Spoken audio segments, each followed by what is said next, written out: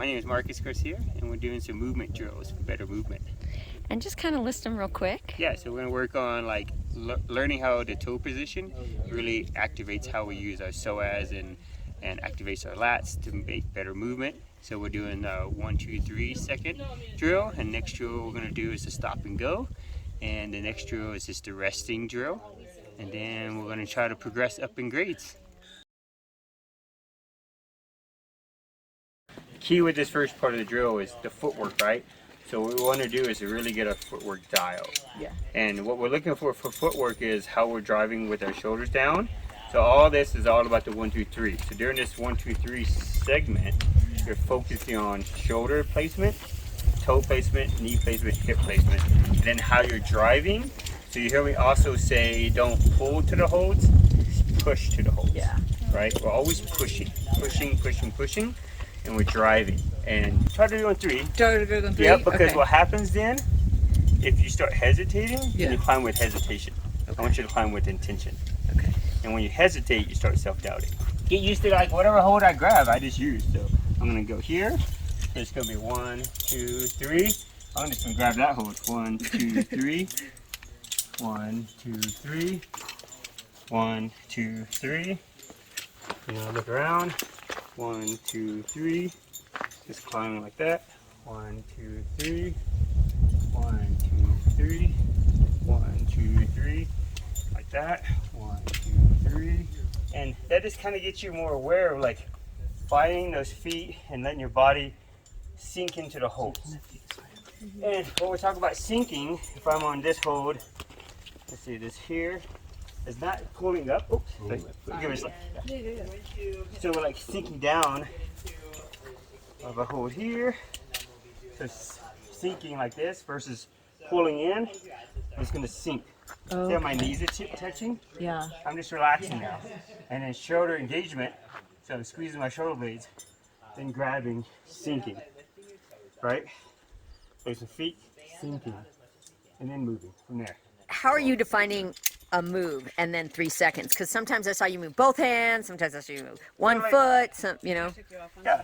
Oh, you're good. I'll just kind of do this. Okay. So if I'm here, right, if I place the foot, this is a move here. And then if I move here, right, I'm kind of off balance.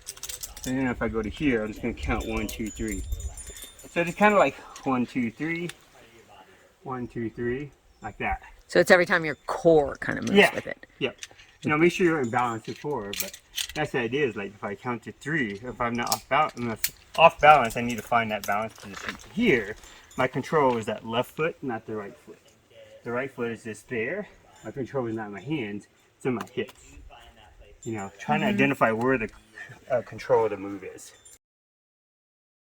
This next drill we're going to work on is stop go. And so the idea is the climber is climbing, and again, guys, make sure it's not about getting to the top. If you can only do like 3 draws up, that's totally fine. So because this next drill is a little long, you could get a little pump, you could not. Depends on how you're finding rest. What we're going to do is your belayer is in charge of saying stop go, and as you're climbing, the idea is when your belayer says stop, whatever hold you're on, you have to stop and find the rest position. And your belayer can take 5 seconds, it can take 10 seconds, but you just, you know, try to be between 3 to 10 seconds if you need to. And your idea as the climber is to find the rest position. And what the purpose of this drill teaches you is how to find rest while you're moving. Sinking my hips in is the rest.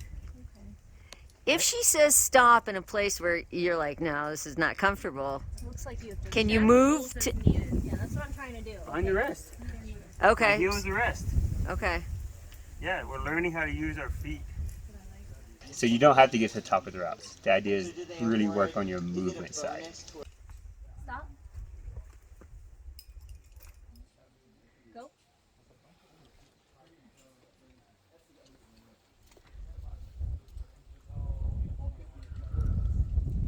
Stop. Go. Yeah, I'm always in a rest position. Your knee is always He's always got good foot placement. So he can at any time.